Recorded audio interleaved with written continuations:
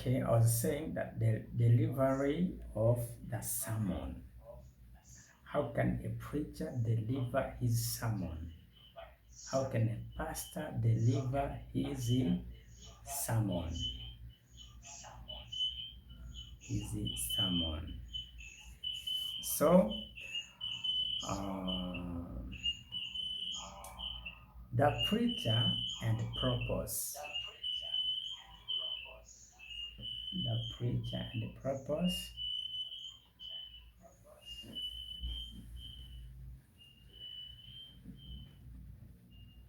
To deliver the sermon effectively, the preacher must use the resource available to obtain effect.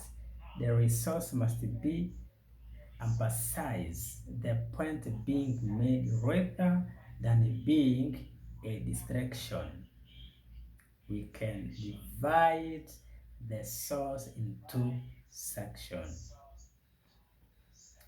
The preacher, a voice. A preacher must have a voice. The voice is the vehicle which carry the message, and so invariably it is the most important some point to consider. Speed. Speed is the rate at which you speak. Volume. Volume is the loudness of the speech remaining at the same volume level will become a monotonous to care should be taken to fluctuate this often. You know, there is some preachers or some pastors, they are always copying others. When someone now is have big voice, and sometimes also others copy that voice, so you must have the same volume. Pause. When you are preaching, you must have, let us talk about the voice. In a voice, you must have speed, volume, and pause. By simply ceasing to talk for 2 seconds at the right moment can have a credible impact on the hearers. Don't talk like radio. You must be having pause in your preaching. When you are preaching, when you are talking, when you are teaching, you must have pause. Okay, that way we're talking about, I was saying that the preacher, to preach well, we see the voice, and the second, we see the eyes. The eyes.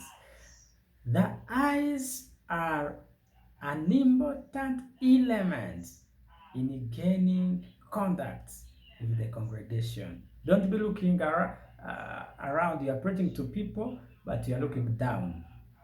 No. They can produce contact, warmth, encouragement, and other emotion. Maintain as much eye contact with the congregation as possible by avoiding staring at the notes, looking at the wall, selling. Don't be looking at the wall. Second, place eyes evenly over congregation to attend to include everyone. If you are shy, just look above the heads of the people. Okay, so you must be looking above the head of the people. Don't be looking the wall or down or up. No, you must be looking the head. of the people. Okay. See, we see the hands, these hands, these hands. We have seen the voice. We have talked about the eyes, and third, see, we are now talking. We are talking about the hands. Hands. Hands can use effectively to emphasize points, or they can become a distraction to the congregation. So if you are using your hands, sometimes it can bring distraction in the congregation. Some of many pastors, they always use hands like this, like this, like this. They are using hands in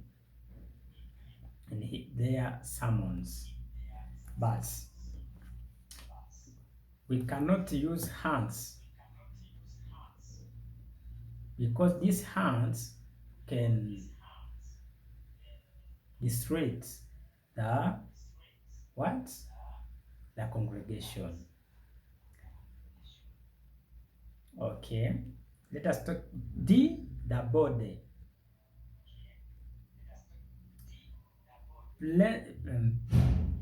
Placement of your body will bring out many factors or factors. Moving amongst congregation will make congregation up and include them in message. Okay. Moving at the beginning of a new major point will emphasize the points. Dramatics, while telling administration, will gain the head of the congregation attention. Okay. Those are what? Those are it is the kind or how the preacher can deliver his message. We talked about the voice, the volume, and the hands, and the body. Let us talk about the purpose, or the purpose, props. A, notes. Notes as essential to maintain structure and thought. As a preacher, you do not want people to get the impression that you are reading the sermon. One, use clear handwriting. So there are some preachers, when they are talking, they don't see what they have wrote. So it means that when you are preparing your sermon, you must write well, your handwriting, and clear writing. Or if you have computer or laptop, you can write a clear writing, but don't beg. You start saying like this, start saying like this. Sometimes you spend like 10 minutes. You don't see what you have wrote, what you wrote. 2, use indentation space, new line to create easy reading ability.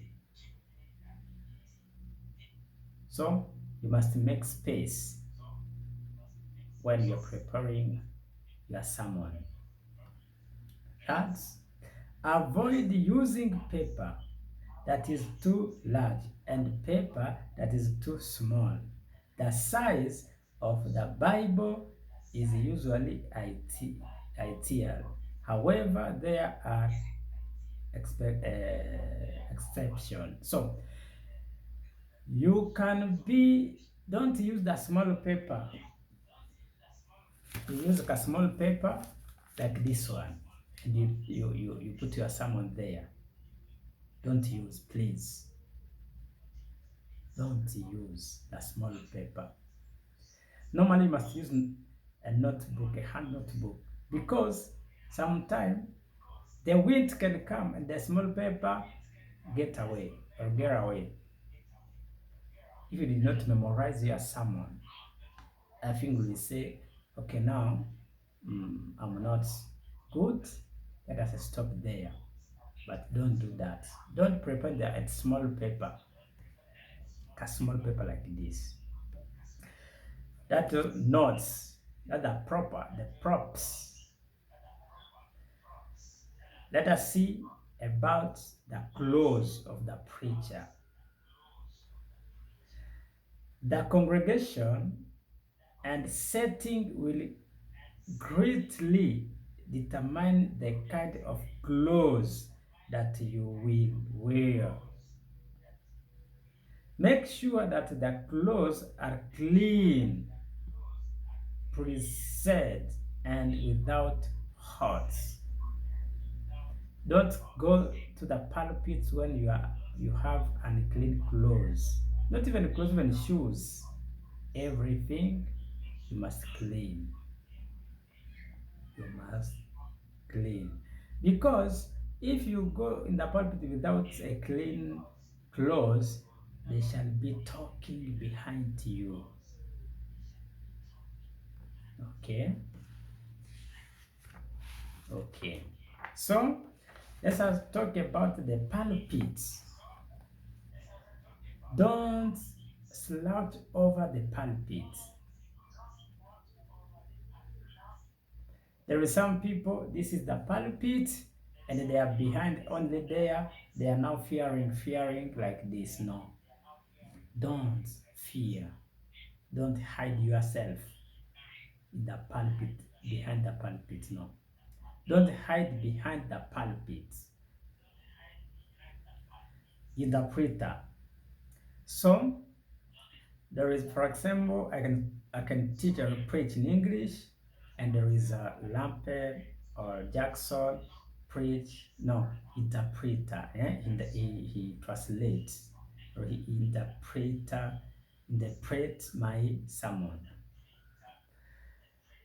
The interpreter is essential to effective communication.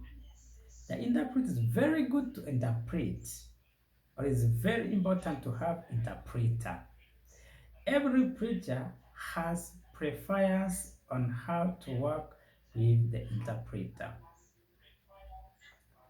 But let us talk like 5 things of interpreter. 1, let the interpreter finish his interpretation before beginning your next words.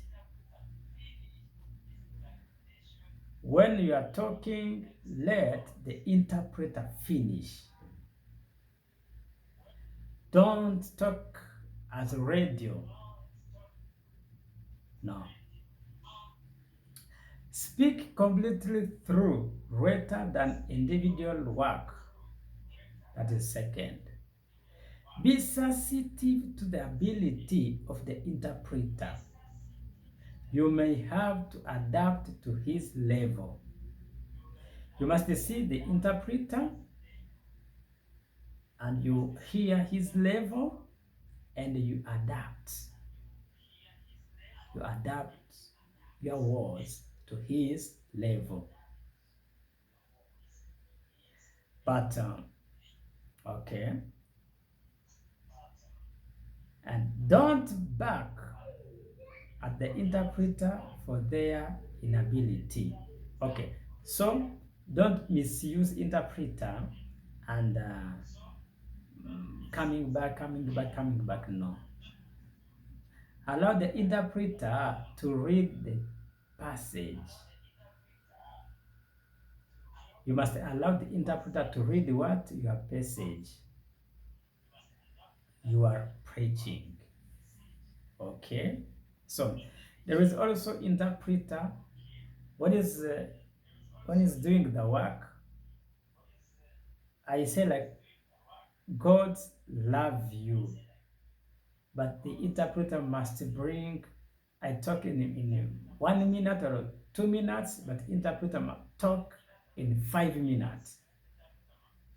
Remember that when you have interpreter, if the time of preaching is 50 minutes, and you have interpreter, remember that you'll spend 100 minutes, because I will put in 15 minutes, in 50 minutes, and then my interpreter will interpret in 50 minutes. So if the minute is, if they give me the minute to preach for 50 minutes, I must preach in 25 minutes. We must know those things. Let us see about the congregation or the church. In involving the congregation from time to time in the sermon will arouse them. 1. Answering back lines of words thrown at them by the preacher. Physical movements, clapping, waving, standing. That get them to interact with their neighbors. 5. Repeating with you the main points. When you are preaching, you must repeat the main points. The main point you wrote. The main points you wrote. So, those are the points. Preachers, the one who studied from Cyber Theological Seminary, must follow.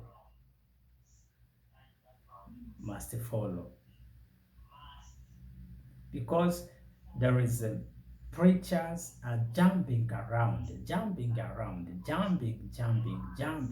But at the end, you see that he was speaking nonsense.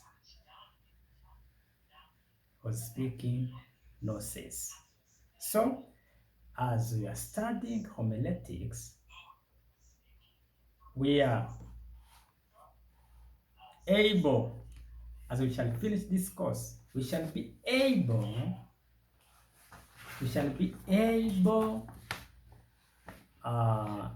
to differentiate between preaching and teaching,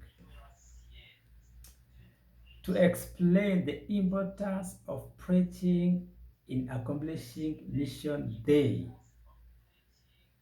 to discuss God's part and man's part in the preaching, states the qualities of good minister, explain the different types of sermons, outline the main structural parts of the sermon, differentiate between good and bad pulpit or communication or mannerism, explain the role of the Holy Spirit in the preaching process. Those are our objectives. So, as you are listening, we must change our way of preaching. We must change our way for teaching. We must understand this is a good preaching, this is not a good preaching. As we are preaching, or as we are preachers, we must correct. I was saying that there is some pastors, bishops, they always use small paper. Don't use, please, the small paper when you are preaching.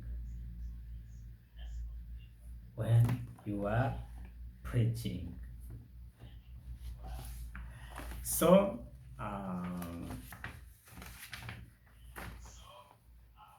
Let us